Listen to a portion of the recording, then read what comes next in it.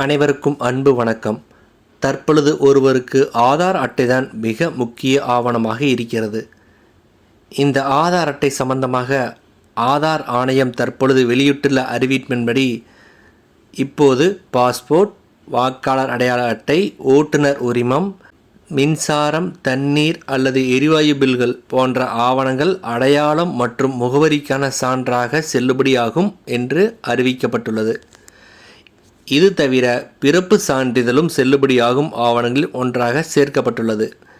சில சந்தர்ப்பங்களில் இந்த பிறப்புச் சான்றிதழ் ஆவணம் கட்டாயமாக்கப்பட்டுள்ளது. கடந்த 2023ஆம் ஆண்டு அக்டோபர் 1ஆம் தேதிக்கு பிறகு பிறந்த இந்திய மற்றும் வெளிநாடு வாழ் இந்திய குழந்தைகளுக்கு ஆதார் கார்டு வேண்டி விண்ணப்பிக்கும் போது பிறப்பு சான்றிதழை சமர்ப்பிக்க வேண்டியது கட்டாயமாக்கப்பட்டுள்ளது. மேலும் இந்த மாற்றத்திற்கு பிறகு பிறப்புச் சான்றிதழ் இல்லாமல் இந்த குழந்தைகளுக்கு ஆதார் அட்டை வழங்க இயலாது என்றும் இந்த ஆணையம் தெரிவித்துள்ளது.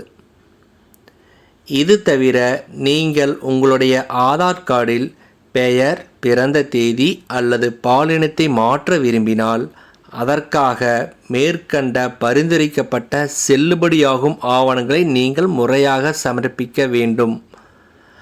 ஆதார் தொடர்பான சேவைகளை மிகவும் நம்பகமானதாகவும் பாதுகாப்பானதாகவும் வெளிப்படையாகவும் மாற்றுவதற்கான ஒரு முக்கிய நிகழ்வாக ஆதார் ஆணையத்தின் இந்த நடவடிக்கை உள்ளது.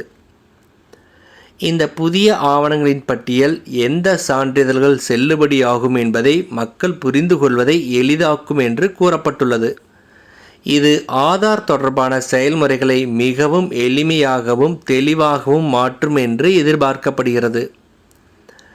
அடுத்து, ஒரு நபருக்கு ஒன்றுக்கும் மேற்பட்ட ஆதார் எண்கள் வழங்கப்பட்டிருந்தால் பயோமெட்ரிக் தகவல்களை கொண்ட முதல் ஆதார் எண் மட்டுமே செல்லுபடியாகும்.